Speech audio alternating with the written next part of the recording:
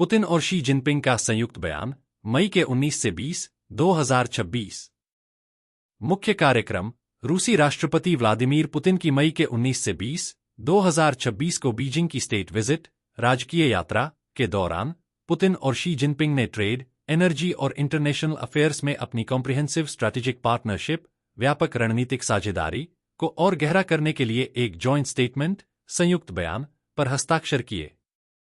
समारोह का विवरण, रूसी स्टेट मीडिया के वीडियो में दोनों नेताओं को राष्ट्रीय ध्वजों के बीच एक टेबल पर बैठकर औपचारिक रूप से हस्ताक्षर करते हुए दिखाया गया है।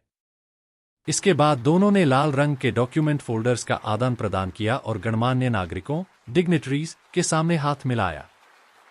समय और महत्व, यह कार्यक्रम अमेरिकी राष्ट्रपति डोनाल्ड ट्रंप के चीन शिखर सम्मेलन, चाइना समिट के तुरंत बाद आयोजित किया गया है।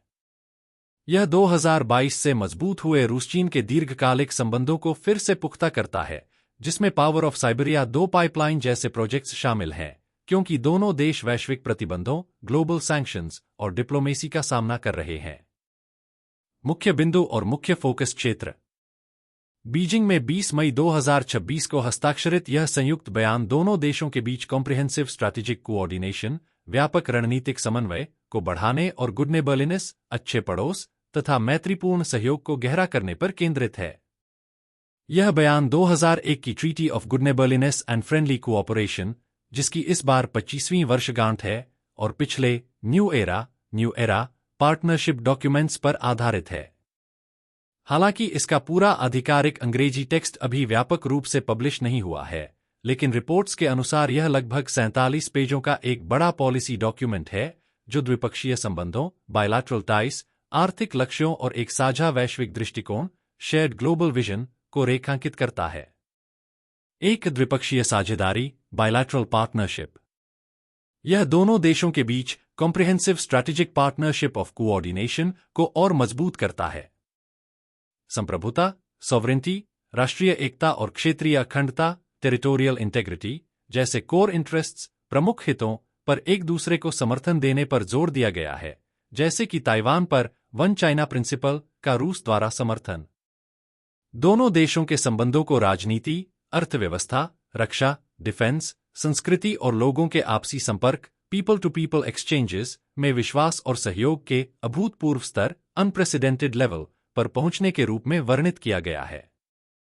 2. आर्थिक और ऊर्जा सहयोग, इकोनॉमिक एंड एनर्जी कोऑपरेशन।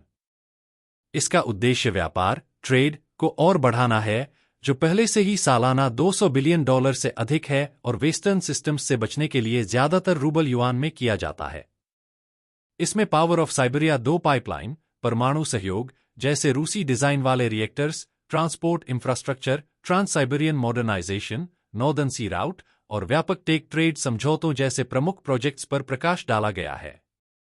इस बयान के साथ लगभग 40 डॉक्यूमेंट्स पर हस्ताक्षर किए गए या उनकी उम्मीद थी, जिनमें इंटरगवर्नमेंटल, इंटर एजेंसी और कॉरपोरेट डील्स शामिल हैं। 3. वैश्विक और बहुध्रुवीय दृष्टिकोण, ग्लोबल एंड मल्टीपोलर विजन। यह एक मल्टीपोलर वर्ल्ड ऑर्डर, बहुध्रुवीय विश्व व्यवस्था और ब्रिक्स, एससीओ तथा यून जैसे प्लेटफार्मों के लिए मजबूत भूमिकाओं का आह्वान करता है। यह यूनिलैटरलिज्म, एक पक्षवाद, बुलिंग, धमकाना, एक्सटर्नल इंटरफेरेंस, बाहरी हस्तक्षेप और लॉ ऑफ द जंगल राज की वापसी का विरोध करता है। यह रूस-चीन संबंधों को वैश्विक शांति, सुरक्षा और सस्टेनेबल डेवलपमेंट के लिए एक स्थिर शक्ति, स्टेबलाइजिंग फोर्स के रूप में पेश करता है।